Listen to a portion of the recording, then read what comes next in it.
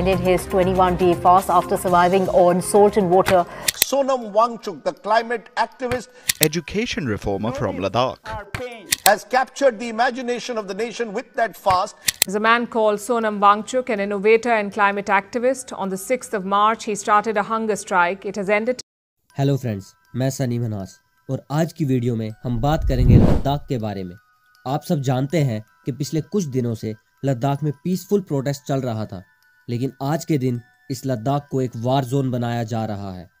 हर जगह आर्मी ही आर्मी नज़र आ रही है, हर जगह चेकिंग पे चेकिंग हो रही है, इंटरनेट को ऑलमोस्ट बंद कर दिया गया है।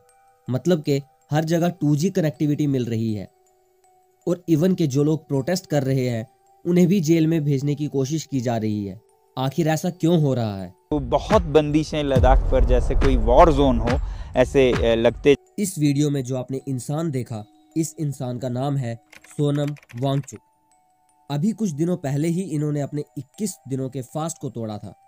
ये सिर्फ पानी और नमक के जरिए 21 दिनों तक जिंदा रहे।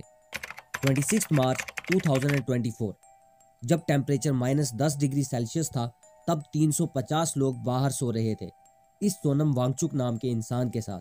You can see the glacier all frozen, and together with me 350 people sleeping hungry outdoors. Sonam Wangchuck Ladakh में चल रहे प्रोटेस्ट को लीड कर रहे हैं। सोनम वांगचुक ने कहा कि हम अपनी डिमांड्स को सरकार के सामने रख रहे हैं, लेकिन सरकार हमारी एक भी नहीं सुन रही।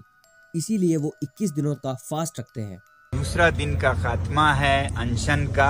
3rd डे, चौथा दिन शुरू हो रहा है। 5वां दिन है, 6वां, 7वें, 8वां, 9वें, 10, 11, 12, 13, 14वें, 21st day of climate fast. आखिर क्यों लद्दाख के लोग इतने दिनों से प्रोटेस्ट कर रहे हैं और क्यों इंडियन गवर्नमेंट इसके ऊपर कुछ जवाब नहीं दे रही? चलिए थोड़ा डिटेल में समझते हैं। ऐसे में हमें लग रहा है कि न उन्हें राष्ट्र सुरक्षा की चिंता है, न सैनिकों की चिंता है, और यहाँ के लोगों की तो बिल्कुल नहीं है। पिछले 21 दिनों के अनशन में एक बार तक नहीं पूछा। लद्दाख के लोगों की 4 डिमांड्स हैं। पहली डिमांड है कि लद्दाख को फुल स्टेटहुड दे दिया जाए। दूसरी डिमांड है कि लद्दाख को 6th शेड्यूल के अंदर लाया जाए। तीसरी डिमांड है कि सेपरेट पब्लिक सर्विस कमीशन, और last demand 2 MP representation at Rajya Sabha. Ladakh की 2 मेन डिमांड्स के बारे में बात करते हैं। इनकी पहली डिमांड ये है कि लद्दाख को फुल स्टेटहुड मिले। साल 2019 में जब J&K से आर्टिकल 370 को हटाया गया, उसके बाद जम्मू एंड कश्मीर के 2 हिस्से हुए, जिसमें एक था जम्मू एंड कश्मीर और दूसरा था लद्दाख, जिसको एक सेपरेट UT बनाया गया था। जब लद्दाख को UT बनाया गया तो लद्दाख में लोग काफ़ी खुश थे और सेलिब्रेट कर रहे थे, क्योंकि इससे पहले जब J&K के अंडर लद्दाख आता था तो जितना भी फंड उस समय की गवर्नमेंट जम्मू कश्मीर को देती, तो जितना भी वो पैसा था, वो सब पैसा जम्मू और उसके आसपास के एरियाज की डेवलपमेंट में लगा दिया जाता था और लद्दाख तक पैसा पहुंचता ही नहीं था। लद्दाख के लोग UT बनने के बाद काफ़ी खुश थे, लेकिन शायद से उनके नसीब में वो खुशी थी ही नहीं। जब लद्दाख को UT बनाया गया तो इसका मतलब था कि अब सेंट्रल गवर्नमेंट लद्दाख को कंट्रोल करने लगी है, क्योंकि देखा जाए तो आज के टाइम लद्दाख को LG कंट्रोल करते हैं, जो कि सेंटर डिसाइड करती है कि वहां का LG कौन बनेगा। इन शॉर्ट में कहूं तो लद्दाख को सेंटर कंट्रोल करता है। एक और बात, इंडिया में डेमोक्रेसी है, जिसके चलते आप किसी भी लीडर को, पार्टी को अपनी मर्जी से वोट के बेसिस पर चुन सकते हो, लेकिन लद्दाख में ऐसा कुछ भी नहीं है। इसलिए उनका कहना है कि लद्दाख को फुल स्टेटहुड मिले। खैर, अब बात करते हैं लद्दाख की सेकंड डिमांड के बारे में, जो कि है लद्दाख को 6th शेड्यूल में लाया जाए। अब लद्दाख को 6th शेड्यूल में क्यों लाया जाए, इसको जानने से पहले हम ये जान लेते हैं कि 6th शेड्यूल है क्या। हमारे देश में बहुत सारे ट्रेडिशंस हैं, रिलीजन्स हैं, लैंग्वेजेस हैं, और इन सब चीज़ों में समग्रता बनाए रखने के लिए 1949 में आर्टिकल 244 के अंडर 6th शेड्यूल को लाया गया था। 6th शेड्यूल एक स्पेशल राइट देता है एक ट्राइब को अपनी आइडेंटिटी को, अपनी इमेज को प्रिजर्व रखने के लिए। अगर कोई एरिया इस 6th शेड्यूल के अंडर आता है तो वहां पे ADC बनाने की जरूरत पड़ती है, यानी कि ऑटोनोमस डिस्ट्रिक्ट काउंसिल की जरूरत होती है।